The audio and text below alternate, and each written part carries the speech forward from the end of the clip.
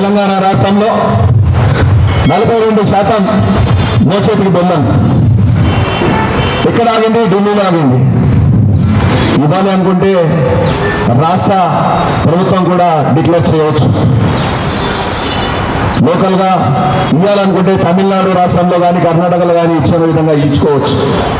కానీ ఈరోజు రాష్ట్రంలో బీసీలను అణగదొక్కడానికి ఎన్నో విధాలుగా శతవిధాలుగా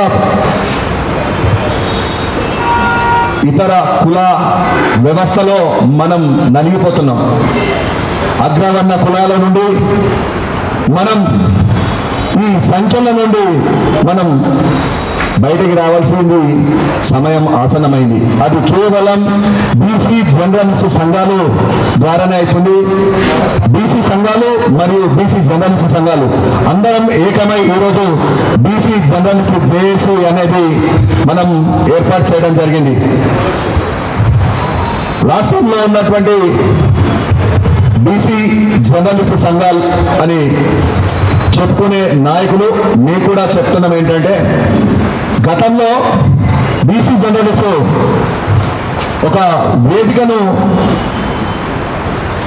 నేను అక్కడ అలంకరించిన రోజు సుమారు 2000 మంది వరకు, ఆ రోజు నేను కానీ సీనన్న కానీ మన లక్ష్మణన్న కానీ అలాగే ఆ రోజు వచ్చినటువంటి వాళ్ళు చాలామంది ఉన్నారు.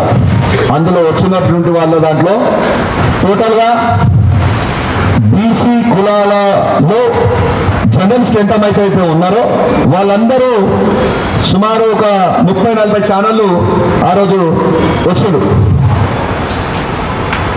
అక్కడ మాట్లాడింది బీసీల గురించి. అక్కడ చేస్తున్నదంతా రాజకీయ వ్యక్తుల దగ్గర పొలిటికల్ బీసీ జర్నలిస్ట్గా అది ఎదిగింది అనే ఉద్దేశంతో మళ్ళీ ఈరోజు మనం ఏం చేస్తాం, నాన్ పొలిటికల్ ఆర్గనైజేషన్ ఉండాలి అనే ఉద్దేశంతో బీసీ జర్నలిస్ట్ జేఏసీ అనే ఒక బ్యానర్తో మనము బయటకు రావాల్సి వచ్చింది. కాబట్టి ఇక్కడ కూడా అంటే ప్రెస్ క్లబ్లో కూడా చాలామంది మన బీసీలో ఉన్నారు.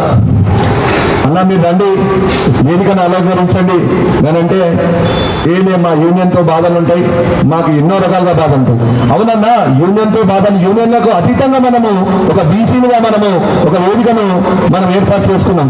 మన గురించి మనం కొట్లాడకపోతే, మరి మన గురించి మనం చెప్పుకోకపోతే మరి ఎవరు వచ్చి చెప్తారు, ఎవరు వచ్చి అడుగుతారు? అది కూడా ఇక్కడ ఉన్నటువంటి స్థానికంగా నాయకులు కానీ మెయింటెనెన్స్ చేసేవాళ్ళు కానీ దయచేసి ఆలోచన చేయవలసిందిగా కోరుతున్నాం. తెలంగాణ రాష్ట్రంలో ఈరోజు ముద్రా జర్నలిస్టు రిజిస్టర్డ్ అయినటువంటి వ్యక్తులలో 2500 మంది ఉన్నాం. ఇంకా సుమారు ఒక 2000 నుంచి 3000 మంది ఇంకా కొన్ని జిల్లాలు పెండింగ్లో ఉన్నాయి మాకు. ఆ జిల్లాలు కంప్లీట్ అయితే మోస్ట్లీ మేము 5 నుంచి 6000 మంది ముద్రా జర్నలిస్టులు ఉంటాం. కులాల వారుగా మనమందరం ఏకమైతే మన రిజర్వేషన్ ఈ 42%లో మా ముద్రాదుల వాటా ఎంత, మున్నూరు వాటా ఎంత, యాదవుల వాటా ఎంత, శాలోల వాటా ఎంత, ఇలా కులాల వారుగా విభజిస్తే మోచేతికి బెల్లం తప్ప ఏముండదు. కాబట్టి అధికారికంగా మనం మోస్ట్లీ ఎంత ఉంటుంది గత ప్రభుత్వం మనకు బీసీ 52%, 56.5. ఇప్పుడు వీళ్ళు ఇస్తా అన్నదంతా 42%. అంటే ఇక్కడ సీనన్న చెప్పినట్టు మనం అణగదొక్కబడుతున్నాం కానీ పైకి లేబడుతున్నాం. అధికారికంగా లెక్కలు వాళ్ళు చెప్తున్నారు 42% అని. గత ప్రభుత్వం 56.25 సంథింగ్ ఏదైనా ఉండొచ్చు.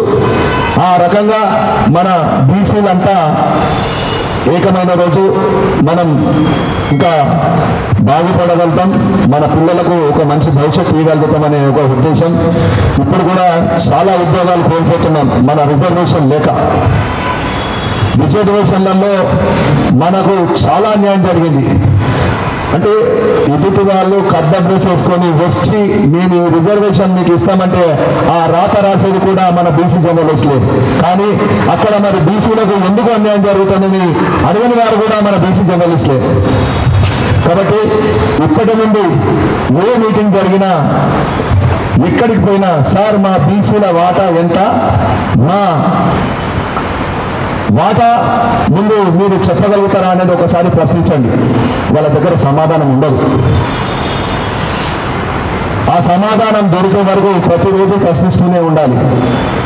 ఆ రోజు వచ్చిన రోజు ఖచ్చితంగా మనం బీసీలో విజయం సాధిస్తామని తెలియజేస్తూ ఈ అవకాశం ఇచ్చిన పెద్దలందరికీ మరి వేదిక మీద ఉన్నటువంటి వేదిక కింద ఉన్నటువంటి సోదరులకు నా యొక్క ధన్యవాదాలు.